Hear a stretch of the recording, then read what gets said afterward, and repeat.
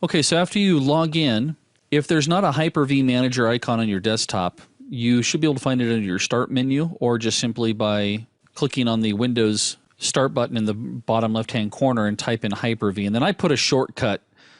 I'll actually right-click on it and say, please just add it to my desktop as a shortcut. And here it is right here. When you double-click on it, or you don't have to necessarily put it on your desktop, but when you open it up regardless, you're going to be taken into the Hyper-V Management Console. Now, you can see here that I've got my Bat Top, which is my laptop here. I've got the Bat Cave and Bat Cave 2. I've got a couple of different Hyper-V servers in my network environment. I'm pretending at this point that the Bat Top is actually the host machine, which it is in my case. It's my host machine at this point.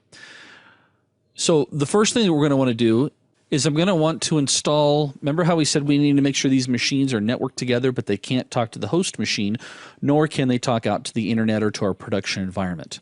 Well, we do that by creating what they refer to as virtual switches. So I'm going to come over here on my right-hand side and select I'd like to create a virtual switch.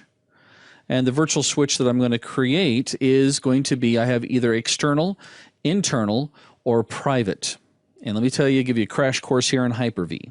If I select external, nice little description down here, it tells you that if the if the virtual machines are hooked onto this network, they will have access to the network card, which would be access to the production environment, and the internet if the host machine has access to the internet.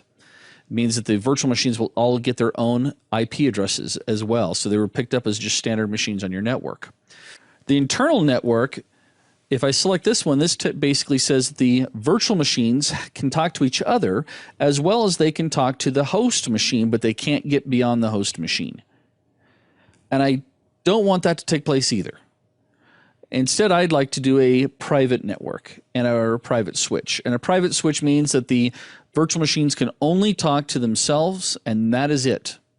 They can't talk to the host machine, which is my Bat Top machine. They only talk to each other. So that's what I'd like to create. I'm going to select to create the switch.